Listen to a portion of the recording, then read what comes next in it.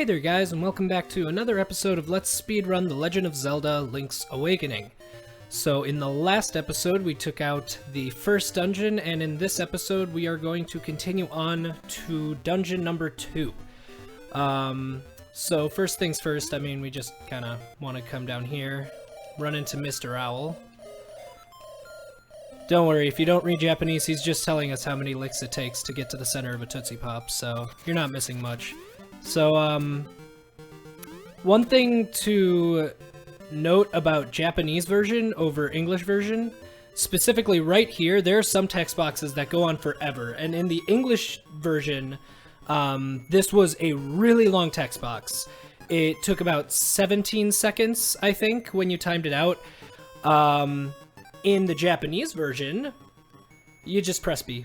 That's it. So, always mash B through text boxes, because it's likely to be faster. Also, a thing to note about movement using Rock's Feather. I know this sounds a little bit weird, but basically, when you move diagonally, oh, by the way, we're ignoring this heart piece for right now to try and optimize our movement and move as quickly as possible. We'll pick it up later. So right now we're actually on our way to get the first picture. And the pictures, there are 12 of them in all. They were, initially, the pictures were implemented to kind of be sort of like a, to kind of promote the Game Boy printer, but anyway, so movement, just gonna take a second here. So I know it's kind of imperceptible, but when you move up and down, you're moving, I think it's like something like 20 pixels per second or something like that.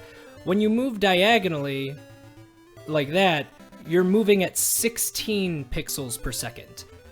But when you use Rock's Feather, it doesn't matter what direction you jump, you're always jumping 20 pixels per second. So in a lot of cases, it's actually much faster to, like, you know, use Rock's Feather as opposed to just going diagonally. So you'll see interesting use of Rock's Feather throughout the run to optimize movement. But right now, basically, oh, I hit the wrong button. Right now we're trying to rescue Bow Wow from the Moblin King, who is this guy. And ideally what you want to do is you want to wait for him to shoot arrows at you, then jump up. I messed it up, actually. What you're supposed to do is you should get a spin attack and 2 slashes.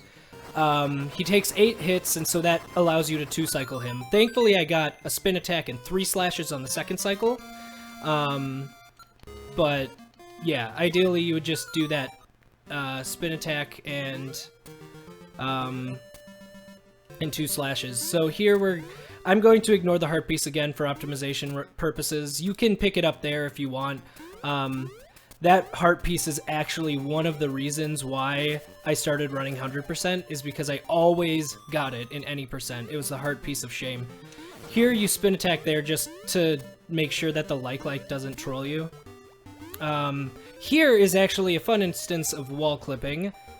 Just walk right through that right there. I wanted to do that quickly before Bow Wow trolled me. Speaking of trolling, oh, he didn't do it, but that is a very random part of the run.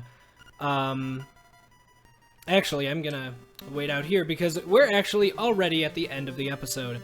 Yeah, this is kind of a random spot. Ideally, Bow Wow would just take this one out immediately, and you would be able to enter the dungeon. But, that is going to be something that we take on in the next episode. So, until then, thank you everybody for watching, and I will see you next time.